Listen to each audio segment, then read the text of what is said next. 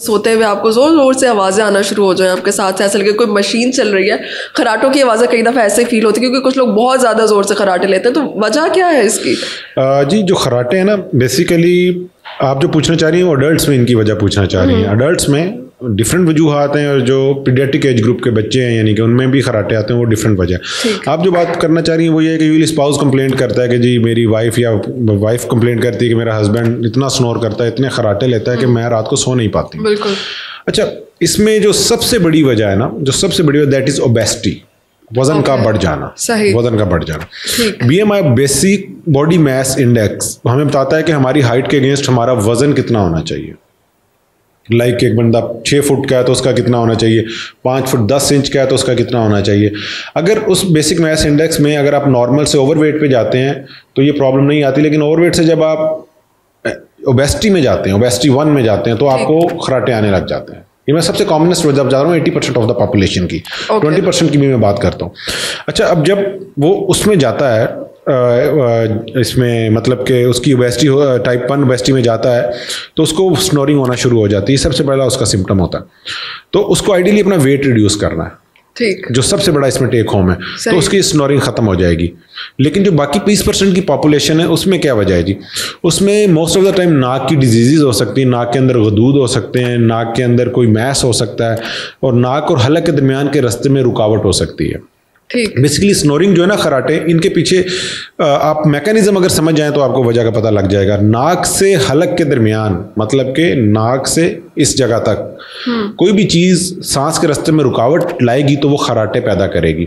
Obesity में क्या होता है, जब इंसान का वजन बढ़ता है तो पूरा जिस्म बाहर को फूलता है और हलक जो है, गर्दन जो है, गर्दन में क्योंकि अंदर रास्ता कम है तो बाहर को भी चर्बी आती है, लेकिन उसका एक इम्पैक्ट हलक के ऊपर पड़ता है। जुबान चौड़ी हो जाती है, ये स्ट्रक्चर्स फूल जाते हैं और जो मतलब बढ़ जाते हैं, और जो रास्ता है नाक से सांस लेने का वो स्टक कर जाता है। और जब इंसान लेटता है तो यूजली जब वो लेटता है तो जुबान भी पीछे फॉल कर जाती है। जो सीधे लेटते हैं ना, सर ऊपर रख के, कुछ लोग उल्टा सोते हैं, उनमें ये कदरे कम प्रॉब्लम होती है। सही।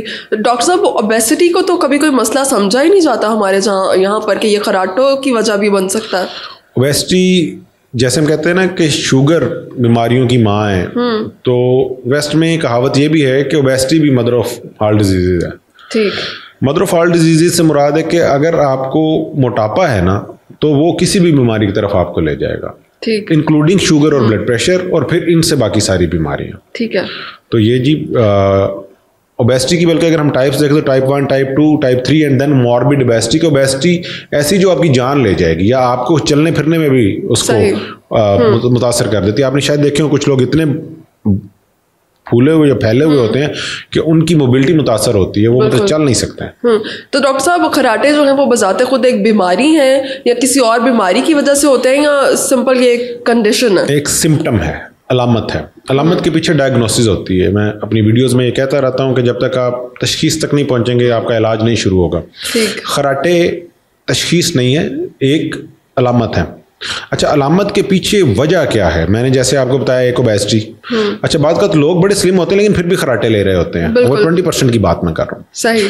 अच्छा, उनमें नाक और हलक के दरमियान हमें स्क्रूटनाइज करना पड़ता है, उनकी हिस्ट्री लेनी पड़ती है कि कोई मैस है, क्या वजह है। बात का कुछ लोगों की टंग, जुबान ये थिक और हैवी होती है। ठीक है, ये नेचुरली ऐसा होता है या किसी वजह से हो जाता है? नेचुरली ऐसा होता है। बात का नाक और हलक के दरमियान और जो स्ट्रक्चर्स हैं जिन्हें अगर हम पोस्टीरियर फेरिंजियल वॉल, मतलब कि हलक का पिछला हिस्सा और बाकी जो रीजन्स हैं उनमें अगर तंगी आ जाए किसी भी वजह से, तो सांस के रास्ते में रुकावट जिस चीज ने भी डाल दी, टॉन्सिल्स हैं, गले के अंदर टॉन्सिल्स वो फूल जाते हैं बहुत ज्यादा, वो भी स्नोरिंग कर सकते हैं। नाक के अंदर गदूद, नाक की हड्डी का, अच्छा ये चीज आपके लिए शायद नहीं हो, बहुत ज्यादा नाक की हड्डी का टेढ़ा होना भी खराटे पैदा कर सकता है। अच्छा, क्योंकि इंसान ने नाक से सांस लेना, जब वो सोता है तो वो नाक से सांस आइडियली उसे लेना चाहिए, और नाक का रास्ता जब बंद होगा तो उसका मुंह खुलेगा। द टाइम उसका मुंह खुलेगा तो वो खराटों के साथ एक चीज कहता है कि मेरे मुंह में जो है वो पत्थर की तरह की फीलिंग आती है, जब मैं सुबह उठता हूँ तो मेरी जुबान लकड़ी की तरह सख्त हो जाती है। ये भी वो फीलिंग का बताता है। और क्योंकि अक्सर लोग देखते हैं कि जिनको खराटे लेने की आदत होती है उनका मुंह खुला रहता है सोते में। एग्जैक्टली। और एक और चीज़ है जो जिसे हम कहते हैं डे टाइम स्लीपीनेस, खराटों के साथ ये भी बेइंतहा जुड़ी हुई है, और इसीलिए हम इसको स्नोरिंग को जब लेबल करते हैं अपनी मेडिकल टर्म में तो OSA कहते हैं, ऑब्स्ट्रक्टिव स्लीप एपनिया। क्यों कहते हैं जी ये कि इंसान जो है रात को वो बार बार अपनी डीप स्लीप में नहीं जा सकता, नींद से उसे बार बार उठना पड़ता है, तो वो सुबह बैठे बैठे सो जाता है। आपने बात का देखा होगा, कुछ लोग हैं जो बहुत मोटे होते हैं, वो अपनी चेयर पे ही सो जाते हैं बैठे बैठे, उनको आदत ही बैठ के सोने की हो जाती है। और रात को चूंकि नींद पूरी नहीं हो रही होती है तो उनकी बॉडी बार बार डे टाइम स्लीपीनेस में जाती है, और ये चीज़ जो ड्राइवर्स हैं उनके लिए बड़ी खतरनाक भी हो सकती है। बिल्कुल। तो डॉक्टर साहब इसका इलाज क्या है? बंद किया जा सकता है खराटों की आवाज़ को ताकि दूसरों के लिए तो अजियत ना बने? एटलीस्ट 80% लोगों में तो बड़ी आसानी से बंद की जा सकती है, उनका वजन कम करके। ठीक है ना। बाकी जो 20% लोग हैं उन्हें हमारे पास आना पड़ता है। मसला ये कि हम उसमें देखते हैं, बाद का हम CT स्कैन करवा रहे होते हैं, बाद का हम कैमरा से देख रहे होते हैं, बाद का हमें डायरेक्ट एग्जामिनेशन से वजह पता लग जाती है।